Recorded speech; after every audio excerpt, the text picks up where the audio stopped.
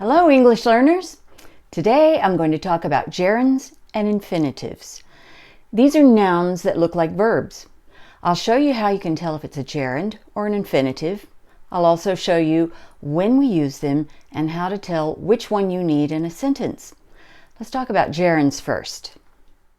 First, I'll show you how we use gerunds as subjects and objects in sentences. When we use gerunds as subjects, the gerund goes first, as in, swimming is fun. And in the negative, not sleeping was difficult. Now do you see what I mean about gerunds being nouns that look like verbs? These sentences follow the English grammar rule of word order: subject, verb, object. What happens when we use a gerund as an object? This time the gerund comes at the end, where objects normally go. So we have sentences like, I dislike camping, and he has stopped working. We still have subject, verb, object, but now the object looks like a verb, but it's a noun. Does that make sense? Let's have a look at the rules. Rule number 1. We form gerunds by taking the base verb and adding ing, and we use them as subjects or objects. Let's take swim as an example. Swim is a single syllable word that ends with a consonant, an M. We have to keep our spelling rules in mind, which means we have to double the M, then we can add the ing, and we get swimming. I'll add some spelling rules in the future. Example sentences are, running is my favorite exercise, using a gerund as a subject, and I enjoy running, using a gerund as an object. Rule number 2. When a gerund or gerund phrase, which is just a gerund with an object, is used as the subject of a sentence, you have to keep the verb in third person singular. So we can say, making new friends takes time, but we can't say, making new friends take time. Rule number 3. Not all verbs will take a gerund as a subject. There are a few common ones, and I'll provide you with a handout that lists many others. Just go to my website to download them. We have avoid, consider, dislike, enjoy, finish, keep, like, mind, and miss. Some example sentences. Donald avoided answering the question. I've finished doing my homework. Do you miss seeing your family? And what do you enjoy doing when you have a day off? Rule number 4. Put not before a gerund to make the sentence negative. For example, we considered not going to the party. Rule number 5. We use go plus a gerund for many expressions about activity, such as go camping, go hiking, go swimming, go dancing, go shopping, and go skiing.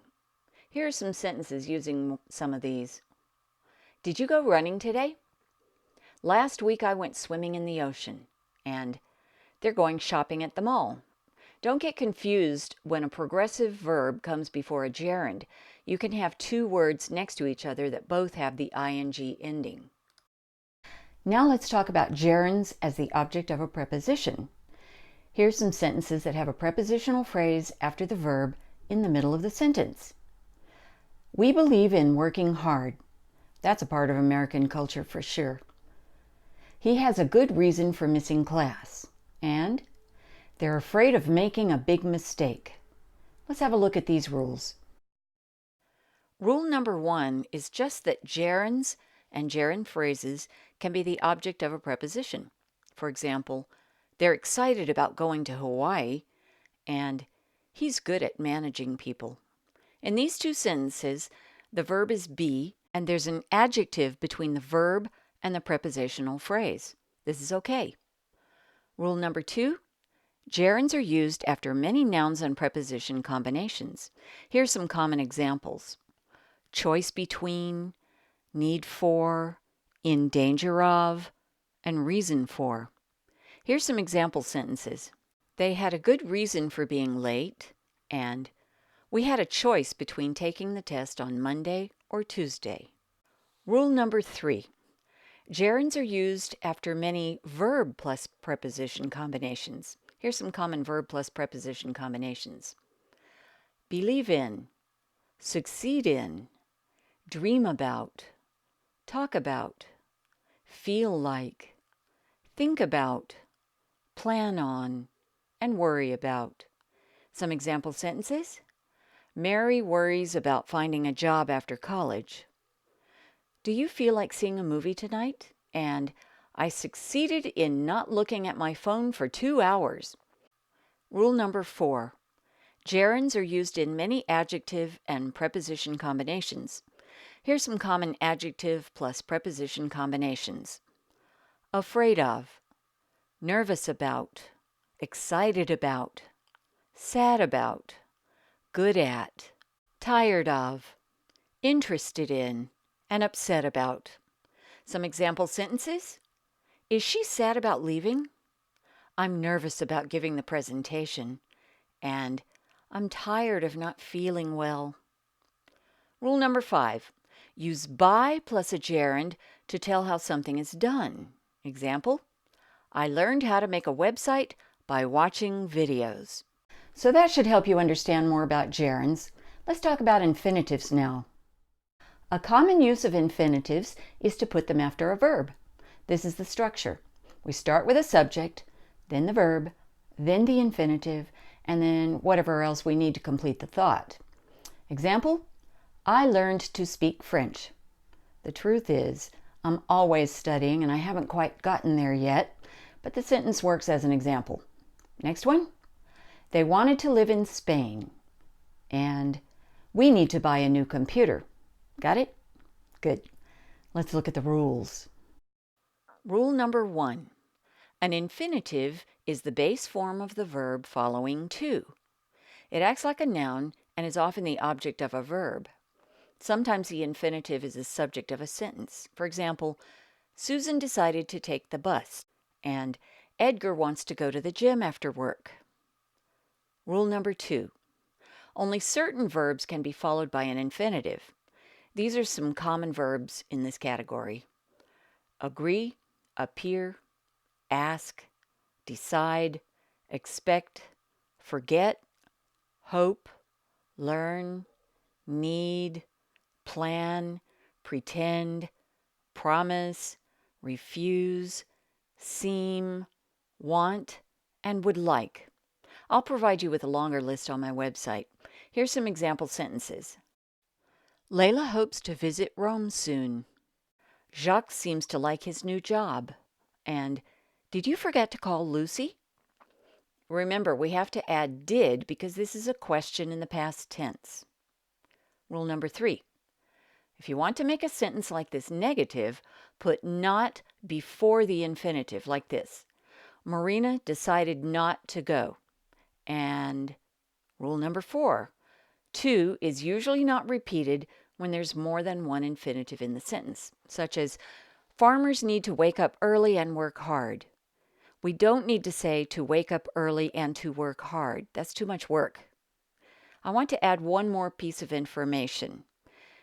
You can use would you like plus an infinitive to invite someone to do something. For example, we can say, would you like to go to the movies?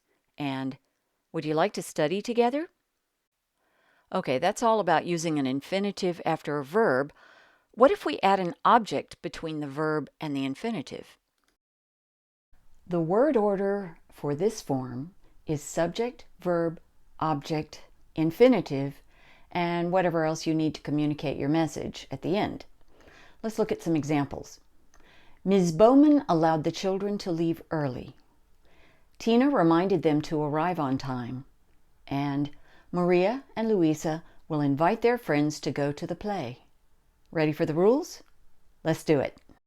Certain verbs are followed by an object plus an infinitive.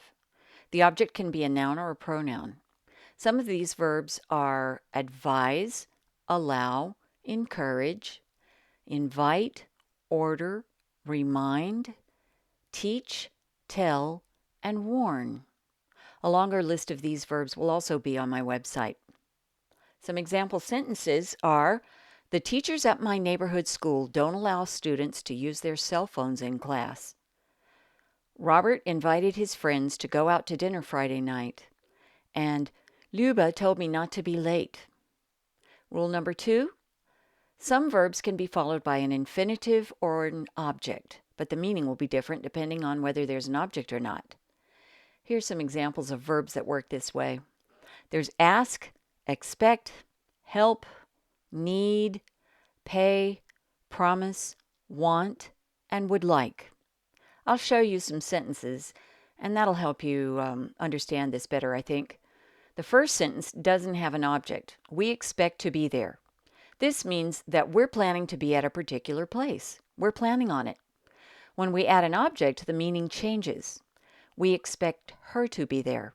With this sentence, we're expecting someone else to be at a particular place. See how this works? Let's look at another one. We want to come. This means we have a desire to come to a place.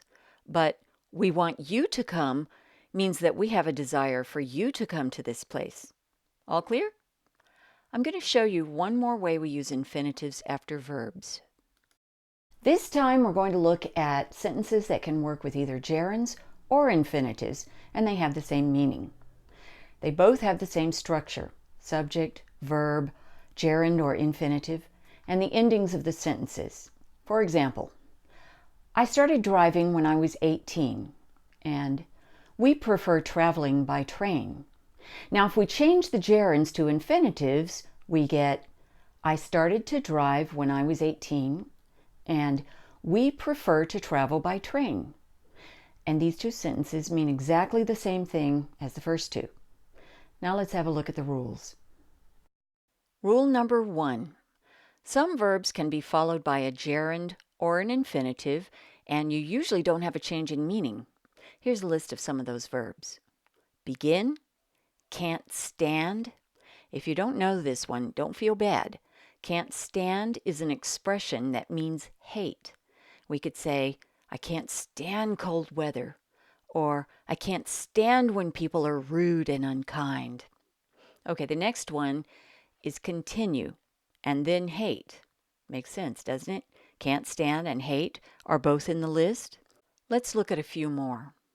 Like, love, prefer, and start. Aren't you glad that we have some very good ones as well as the negative ones? Okay, some example sentences. I like to swim, and I like swimming. They mean the same thing. And they love to dance, and they love dancing. This also means the same thing. Okay, rule number 2.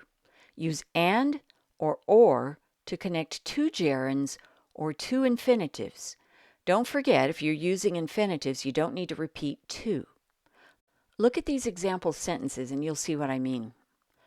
I like swimming and playing tennis. Or, I prefer to swim or play tennis. And rule number 3, you can connect two gerunds with and you can connect two infinitives with and or, but you can't connect a gerund with an infinitive using and or. So we can say, she loves cooking and traveling, and we can say, she loves to cook and travel, but we can't say, she loves to cook and traveling. This just doesn't make sense. That's the end of this lesson, but there's more information I could give you about infinitives. I'm going to make another video about those situations, but it's going to have to be after the new year. As I mentioned last time, I'm going to be taking a couple of weeks or so off from work for the holidays. I still have a lot of baking yet to do. It's one of my favorite things. In the meantime, I'd love to hear from any of you with your questions. I do plan to make a video about relative clauses, which is the only lesson I have that doesn't have a video, but I'm not sure when I'll get to that one. I haven't made a schedule yet. I've enjoyed making these videos and making my podcast episodes, and I hope they're helpful for you. I hope that all of you who will be celebrating the holidays this year will create warm memories with your loved ones, no matter what your holiday is. Be safe, be warm, and don't forget to be kind to each other. Happy holidays.